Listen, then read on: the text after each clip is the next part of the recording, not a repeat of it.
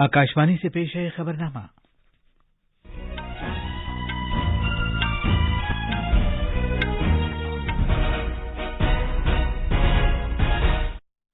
आदाब।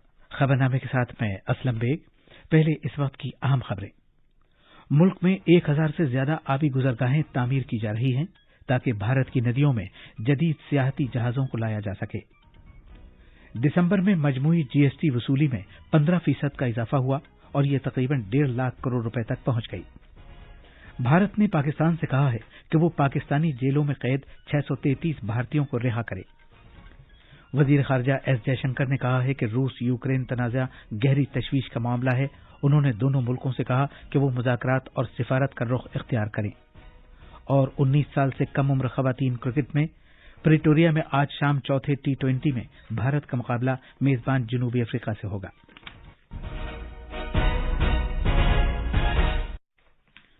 अब खबरें तफसील से। मरकज ने कहा है कि मुल्क में 1000 से ज्यादा आबी गुजरगाहें तामीर की जा रही हैं, जिसका मकसद जदीद तर्ज के सियाहती जहाजों को भारत के दरियाओं तक लाना है। आबी गुजरगाहों की इस तामीर के साथ ही भारत का बहरी जहाज का सियाहती शोबा एक शानदार नए सफर के लिए तैयार है। वजीर आजम नरेंद्र मोदी ने यह बात कोलकाता में जुमे को वीडियो कॉन्फ्रेंसिंग के जरिए कौमी गंगा काउंसिल की दूसरी मीटिंग की सदारत करते हुए कही।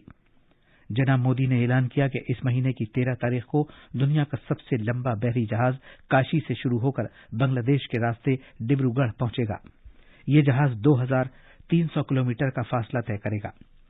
मीटिंग के दौरान वजीर आजम ने दरियाओं की सफाई सुथराई में जन आंदोलन और अवामी शिरकत की अहमियत पर जोर दिया। उन्होंने कहा कि हर शहरी को चाहिए कि वो मां गंगा को साफ रखने का अज़्म करे, तभी तमाम सरकारी इंतजामात कामयाब होंगे। जनाब मोदी ने यह भी कहा कि मां गंगा की पाकीज़गी हमारी मुश्तरक विरासत है और यह हमारी जिम्मेदारी भी है। उन्होंने कहा कि हमारे आबा व अजदाद ने हमें एक कीमती विरासत सौंपी है और यह हमारी जिम्मेदारी है कि हम इसे इसी हालत में और इसी पाकीज़गी के साथ अपनी मुस्तकबिल की नस्लों को सौंपें। मीटिंग से पहले वजीर आजम ने नमामि गंगे, पीने के पानी और सफाई सुथराई के प्रोजेक्ट का संग बुनियाद रखा और इसे मुल्क के नाम वक्फ किया। वजीर आजम ने 900 करोड़ रुपए से ज्यादा की लागत से गंदे पानी को साफ करने से मुताल्लिक बुनियादी ढांचे के 7 प्रोजेक्टों का इफ्तिताह भी किया। इन प्रोजेक्टों से मगरबी बंगाल में 20 करोड़ लीटर रोजाना पानी को साफ करने की सलाहियत बढ़ जाएगी। उन्होंने गंदे पानी को साफ करने से मुताल्लिक बुनियादी ढांचे के 5 प्रोजेक्टों का संग बुनियाद रखा। ये प्रोजेक्ट साफ सुथरी गंगा के कौमी मिशन के तहत तैयार किए जाएंगे और इन पर तखमीना लागत 1585 करोड़ रुपए आएगी। जल शक्ति के मरकजी वजीर गजेंद्र सिंह शेखावत ने कहा कि नमामि गंगे प्रोग्राम के तहत बेहतरी के तहत सभी काम अंजाम दिए गए हैं। ज़िराअत के वजीर नरेंद्र सिंह तोमर ने गंगाई तास की रियासतों में कुदरती ज़िराअत को फरोग देने के लिए विजारत के इक़दामात की तफसील बताई। जहाजरानी के मरकजी वजीर सरबनंद सोनोवाल ने कहा कि उनकी विजारत दरियाई सियाहत और इक़्तिसादी सरगर्मी को फरोग देने के मकसद से दरियाए गंगा की आबी गुजरगाहों की तामीर में हर मुमकिन मदद फराहम करेगी। अशिया और खिदमात टैक्स GST के तहत दिसंबर 2022 में 1,49,000 करोड़ रुपए से ज्यादा की मजमूई वसूलियां भी हुई है। खजाने की वजारत ने कहा है कि GST की ये वसूली गुज़श्ता बरस की इसी मुद्दत में 10 दर्ज GST की वसूलियाबी के मुकाबले 15% ज्यादा है। दिसंबर माह के दौरान अशिया की दरामदात से होने वाली आमदनी गुज़श्ता बरस की इसी मुद्दत के दौरान इन ज़राए से होने वाली आमदनी से 8% ज्यादा रही है, जबकि घरेलू कारोबारी सूदों से होने वाली आमदनी 18% ज्यादा रही है। वजारत ने कहा है कि गुज़श्ता बरस दिसंबर में बाज़ाब्ता तस्फिये के बाद मरकज की कुल आमदनी 63,380 करोड़ रुपए और रियासतों की 64,451 करोड़ रुपए हुई है। वजीर खारजा डॉक्टर एस जयशंकर ने कहा है कि रूस यूक्रेन तनाज़ा एक गहरी तशवीश का मामला है। ऑस्ट्रिया के शहर वियना में भारतीय बिरादरी से बात करते हुए उन्होंने कहा कि भारत अमन का ख्वाहां है, लिहाजा दोनों मुल्कों से जोर देकर कहता है कि वो मुज़ाकरात और सिफारत का रुख इख्तियार करें। डॉक्टर जयशंकर ने कहा कि वजीर आजम ने सितंबर में ऐलान किया था कि अब जंग का दौर नहीं है, जहां आप इख्तिलाफात और मामलात को तशद्दुद और तनाज़े के जरिए हल नहीं कर सकते। ऑस्ट्रिया के चांसलर کارل نیہیمر سے ملاقات کی اور بتایا کہ دونوں ملکوں نے دوطرفہ تعاون میں اضافے سے اتفاق کیا ہے۔ ایک ٹویٹ میں ڈاکٹر جے شنکر نے بتایا کہ انہوں نے ان کا خیر مقدم کرنے پر چانسلر کارل نیہیمر کا شکریہ ادا کیا اور وزیر اعظم نریندر مودی کی ذاتی نیک خواہشات پیش کی۔ ڈاکٹر جے شنکر نے یہ بھی کہا کہ انہوں نے یورپی یونین کی پالیسیوں اور یوکرین تنازع پر ان کی گہری نظر کو سراہا اور بھارت بحر الکاہل اور مغربی ایشیا پر بات چیت کی۔ انہوں نے دوطرفہ تعاون میں اضافے سے اتفاق کیا اور بھارت یورپی یونین تعلقات کی بہتری کے لیے آسٹریا کی مدد کو سراہا۔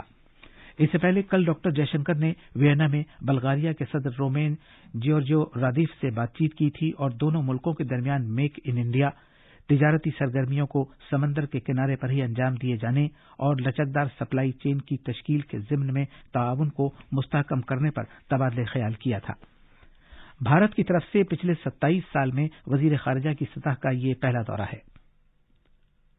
یہ خبرنامہ آکاشوانی سے نشر کیا جا رہا ہے۔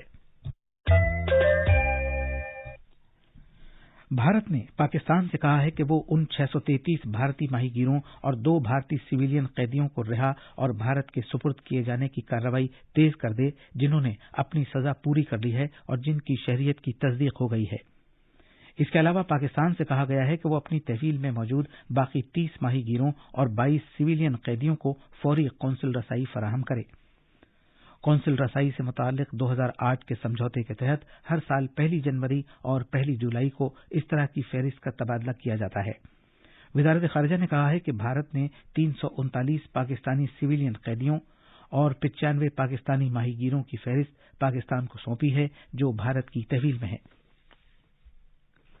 آج صبح سویرے باندرا ٹرمینس جودھپور سوریہ نگری ایکسپریس ٹرین کے 8 ڈبے راجستھان میں پٹری سے اتر گئے۔ شمال مغربی ریلوے نے ایک ٹویٹ میں اطلاع دی ہے کہ اس حادثے میں کسی کے ہلاک ہونے کی کوئی خبر نہیں ہے۔ ایک حادثے میں راحت پہنچانے والی ٹرین اور اعلی حکام حادثے کے مقام پر پہنچ گئے ہیں۔ شمال مغربی ریلوے کے جنرل مینیجر اور دیگر اعلی حکام صورتحال کی نگرانی کر رہے ہیں۔ آندھرا پردیش کے ضلع گنٹور میں کل ٹی ڈی پی سربراہ این چندر بابو نائیڈو کے ایک عوامی جلسے کے دوران 3 خواتین ہلاک اور بعض دیگر زخمی ہو گئے۔ ذرائع کے مطابق گنٹور میں کل پونگل تحائف کی ایک تقریب میں 3 خواتین اپنی جان سے ہاتھ دھو گئی تھیں۔ زخمیوں کو علاج کے لیے اسپتال پہنچا دیا گیا ہے۔ گورنر بسو بھوشن ہری چندن اور وزیر اعلیٰ وائی ایس جگن موہن ریڈی نے اس حادثے پر رنج و غم کا اظہار کیا ہے۔ وزیر اعلیٰ نے عہدیداروں کو ہدایت دی ہے کہ وہ سبھی زخمیوں کو ہر ممکن طبی امداد فراہم کریں۔ جموں و کشمیر میں تاریخی مغل روڈ کو جو کشمیر کے شوپیاں ضلع کو جڑواں سرحدی ضلعوں راجوری پونچھ کے ساتھ جوڑنے والی متبادل قومی شاہراہ ہے، شدید برف باری اور پھسلن والے حالات کے سبب اس موسم سرما کے لیے مستقل طور پر بند کر دیا گیا ہے۔ پیر کی گلی کی چوٹی اور دونوں جانب اس سے متصل علاقوں میں زبردست برف جمع ہو جانے کی وجہ سے پھسلن بھرے حالات درجہ حرارت میں کمی کے سبب سڑک کو اس موسم سرما کے لیے موٹر گاڑیوں کی آمد و رفت کے لیے نہیں کھولا جا سکتا۔ حالانکہ پونچھ اور شوپیاں دونوں کے ضلع مجسٹریٹ صاحبان نے باضابطہ طور پر اس سڑک کو بند کرنے کے احکامات نہیں دیے ہیں، لیکن ضابطہ تشکیل دینے والے حکام نے تصدیق کی ہے کہ موسمی حالات سازگار نہ ہونے کے سبب اس سڑک کو لگ بھگ 2 یا 3 مہینے کے لیے نہیں کھولا جا سکتا۔ جموں کشمیر میں کل ایک دہشت گردانہ حملے میں 2 شہری ہلاک اور 4 زخمی ہو گئے۔ یہ حملہ 3 مکانات پر کیا گیا جو رجوری ضلع کے سرحدی علاقے کے ڈانگری گاؤں میں ایک دوسرے سے تقریباً 50 میٹر کے فاصلے پر واقع تھے۔ جموں کے ہمارے نامہ نے بتایا ہے کہ پولیس اور حفاظتی دستوں نے علاقے میں تلاش کا کام شروع کر دیا ہے۔ تفصیلات کا انتظار ہے۔ آکاشوانی کا خبروں کا شعبہ ہندی اور انگریزی میں براہ راست نشر ہونے والے اپنے فون ان پروگرام پبلک اسپیک میں آج رات 9:30 بجے یوگ گرو ڈاکٹر سرکشت گوسوامی کے ساتھ ایک مذاکرہ نشر کرے گا جس کا موضوع ہے صحت اور تندرستی کے لیے یوگ۔ سامعین اسٹوڈیو میں موجود ہمارے ماہر سے یوگ کی اہمیت اور فائدوں کے بارے میں اپنے سوالات پوچھ سکتے ہیں۔ سامعین آج رات 9:30 بجے سے اپنے سوالات ان ٹیلی فون نمبرز پر پوچھ سکتے ہیں۔ ٹیلی فون نمبر ہے 01123717106 اور 01123314444۔ آپ اپنے سوالات #AskEIR کے ذریعے ہمارے Twitter handle @AIR news alerts पर भी पोस्ट कर सकते हैं।